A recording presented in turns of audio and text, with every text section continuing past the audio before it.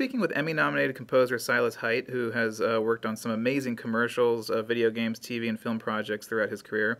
Some of his solo projects include Hopelessly in June with Keith David and Ed Asner, the documentary Robert Williams' Mr. Bitchin', and the upcoming Smothered. Silas is also a big collaborator with Mark Mothersbaugh and has contributed a lot on Mark's scores. In addition to being a composer, he is also an accomplished artist whose illustrations and paintings have been shown in growing numbers of galleries. Silas, thanks so much for speaking today. Absolutely. Thanks for having me. So I would love to know how you got into music and what led you to film composing. Well, I was drawn to music as a child, and I started studying jazz drums when I was about 11.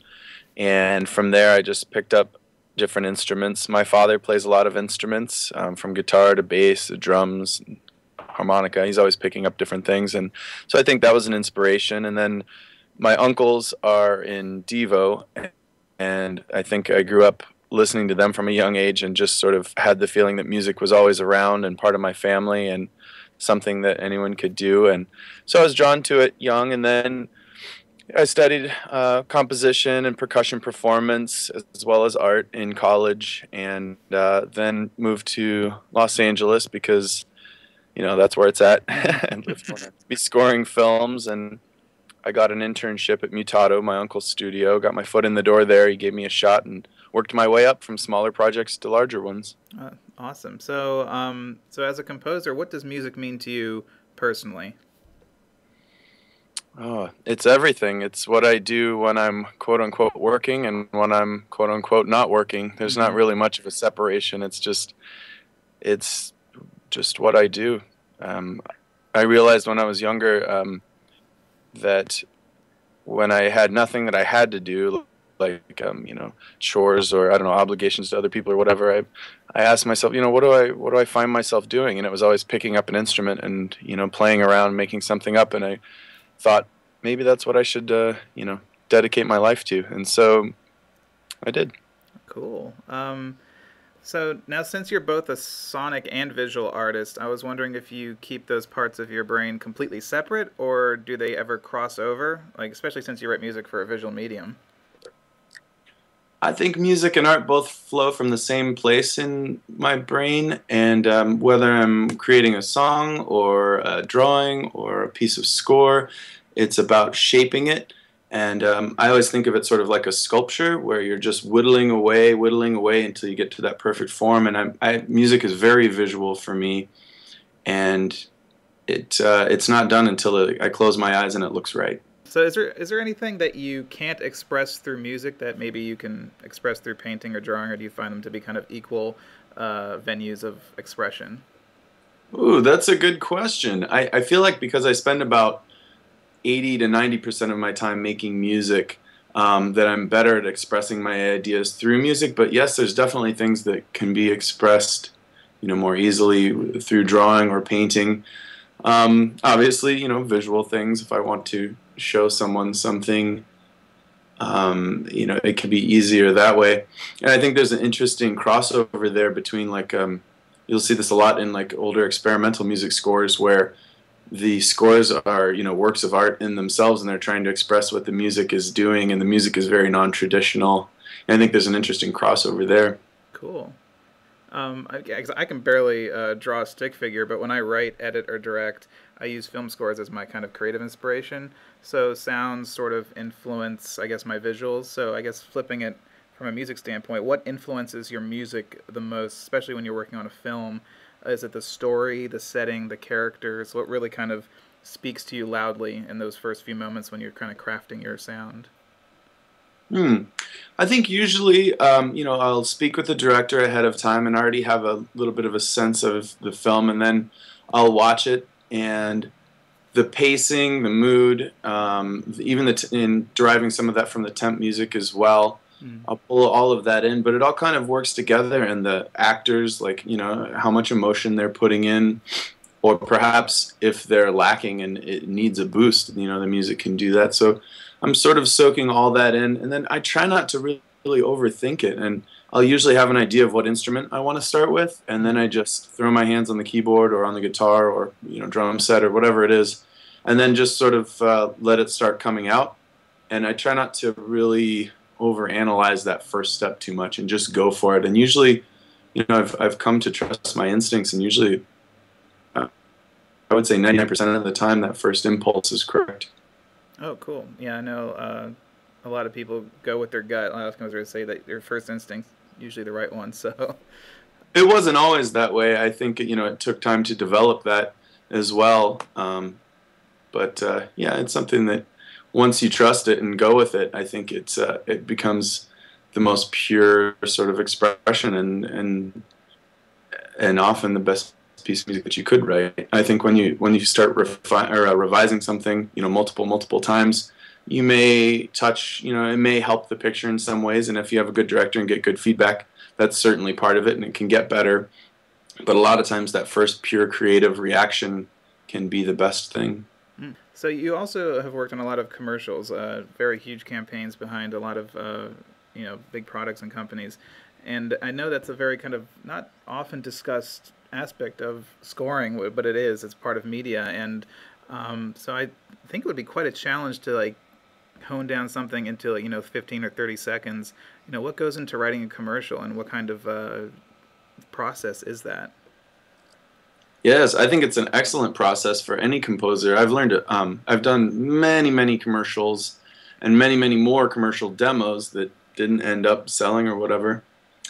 But just the experience of writing for a 30-second or a 60-second spot is invaluable. It makes you really think about the economy of your piece of music, meaning that every piece needs to be there for a reason, and it needs to be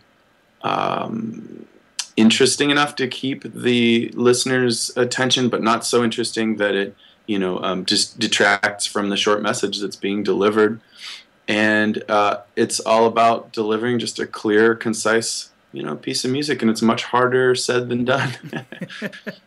I mean, is it hard to kind of, because you're working with a lot of clients, I'm sure, and they have this kind of idea of what they want versus what you have, what you want to do. Do you have to kind of make your music fit into their kind of plan for the product and everything?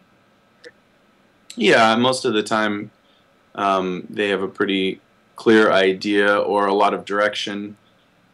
I would say that more often commercials are, you're sort of completing their vision, where as opposed to a film, a lot of times, hopefully you're lucky enough to get directors that really want to work with you because they like your vision, right, and you get to really put your stamp on it. A lot of times that can happen with commercials, and it does sometimes, certainly, but there are many times also where it's like,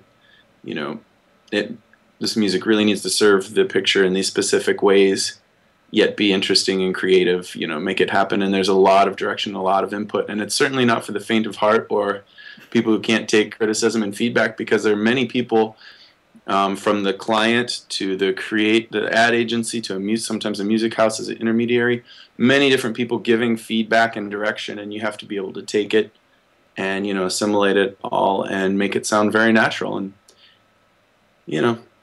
it can be a challenge, but I think it's a challenge that every composer can benefit from. Yeah, absolutely.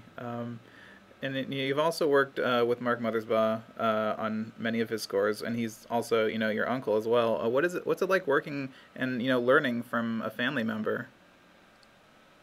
Oh, it was fantastic. The family aspect was interesting. I think we sort of put the family thing on hold once I started working there for the benefit of not only us, but, the other coworkers and stuff like that. And, I definitely started out as an intern and had to prove myself, and then they gave me musical projects to prove myself on until I worked my way up to, full composer. But it was fantastic. He had been doing it for many years before I came into the building, and so he had tons of experience to share, everything from musical guidance and direction, and even contacts with, like, yes, I know a tuba player who's great at that particular style you need, to the business aspects of how to handle different types of contracts and different types of like directors. For example, dealing with a film director is very different than dealing with an audio director on a video game, that kind of thing. So it was great. My uncle Bob Mothersbaugh also worked there, and he's also in Devo, and he was great. I worked with him on some cartoons, and he's exceptional at it. I learned a lot from him. And then there was other composers and engineers there that were also older than me that I learned a lot from. So it was a fantastic place to work, and I was there for about 7 years, and then I went freelance about 4 years ago, and I've been doing it on my own. But I'm glad I started in a place like that where I was able to pull from so many experienced people and learn so much. I think it was, invaluable. Right. I think that's the best way to learn too, is immersing yourself with people who are doing it and learning from them. It's kind of probably better than a college class or anything like that. It was great. I mean, college definitely prepared me to be able to hang in certain scenarios there, but yeah, just nothing like on-the-job training. And also, we had so much work coming through. I mean, there were multiple deadlines every day for commercials, video games, movies, TV shows. So it was nonstop. There was a lot of learning under pressure, which was great. So, what current projects are you working on now? What's in the pipeline for you? Oh, lots of good stuff. A lot of it I can't talk about because of like NDAs and stuff, but got a couple of films coming up, some TV projects. I'm working on a mobile video game and demoing for a large video game at the moment. Always tons of commercials, doing lots of commercials, which is great. And working on a few albums. I get hired a lot to produce songs for people, so I'm doing that. I'll either co-write or just produce it. Yeah, so lots of fun stuff.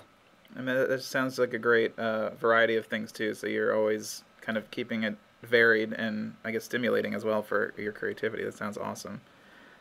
Yeah, that's what I wanted, and that's what drew me to composing. Is there's a lot of different things, different types of media to compose for, and then that's also part of the reason I left the first studio, Mutado, that I worked at, because I also wanted to work with singers and songwriters and do more song-based things, which we had a little opportunity to do there, but not as much. So I've been able to do more of that now that I'm freelance.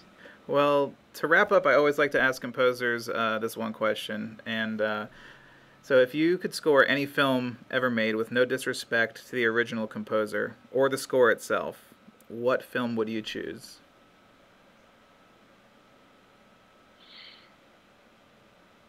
I would love to do any of Wes Anderson's movies. Oh, perfect choice. Oh my God, I love especially what Mark did with them. Oh, that's amazing. But thank you so much for your time today. It was such a great experience and an honor to speak with you. It was awesome. Thank you so much. Thank you. I enjoyed it.